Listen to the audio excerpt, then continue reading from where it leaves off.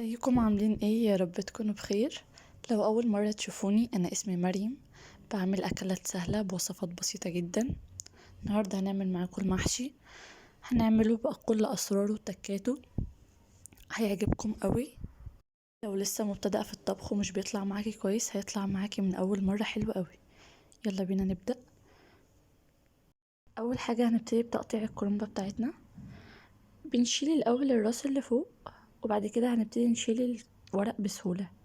في طريقة تاني اللي هو احنا ممكن ننزل الكرومبة زي ما هي في الحلة وناخد ورقة ورقة.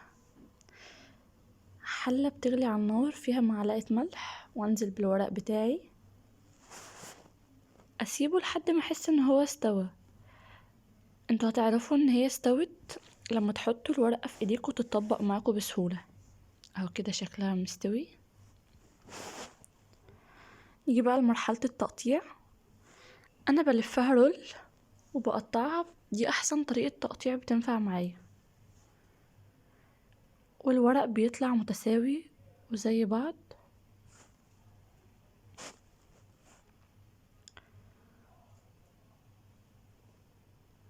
هي في طرق تانية كتير، بس هي دي كانت افضل طريقة معايا.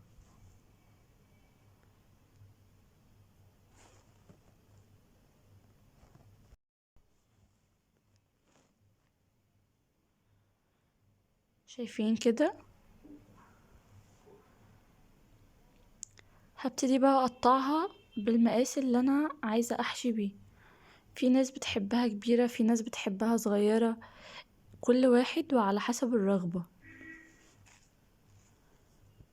انا دي بالنسبة لي كانت كويسة قوي ان انا احشي فيها.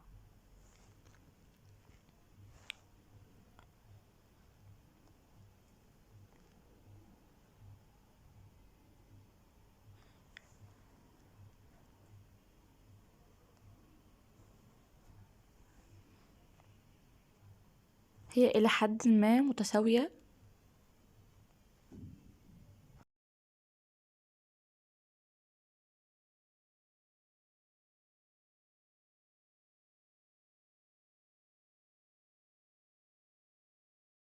بس كده الورق بقى جاهز معايا.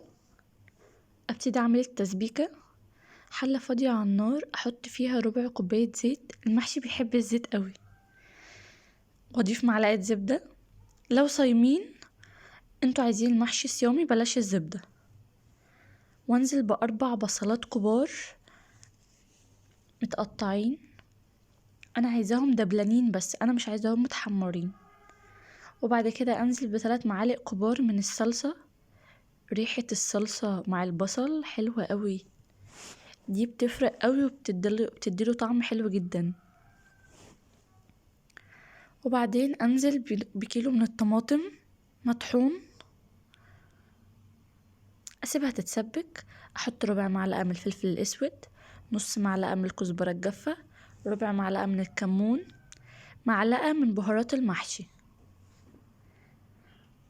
هقلبهم كويس واسيبهم يتسبكوا.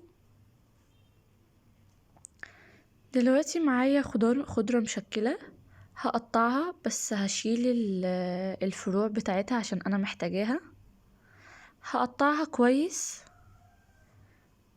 انا عايزاها ناعمة شوية، مش عايزاها كبيرة، عايزة اقطعها كويس.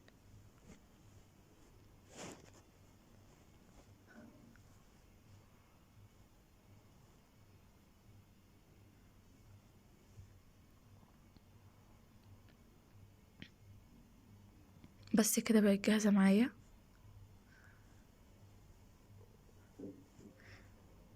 ده الشكل اللي انا عايزة اوصله. كده التسبيكة بقت جاهزة.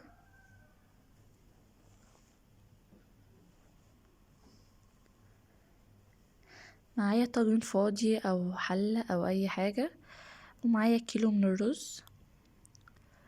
افضيه على التسبيكة، واحط معلقة من بهارات المحشي تاني، ومعلقة من الكزبرة الجافة، ونص معلقة من الكمون،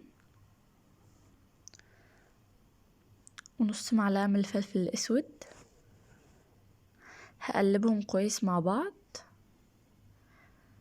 واسيبهم 10 دقايق يشربوا من التتبيلة مع بعض. شايفين ده شكلها. بس اجيب حلة فاضية بقى واحط فيها الورق اللي هو يعني مش كويس قوي معايا، احطه من تحت، والفروع بتاعة الخضرة هحطها من تحت، بتدي طعم ونكهة حلوة جدا. شايفين بقى؟ بصوا، دي انسب طريقة ان انا احشي بيها والصباع ما يفكش مني. انا مش عايزة ادوس جامد عشان الرز يبقى مستوي معايا. شايفين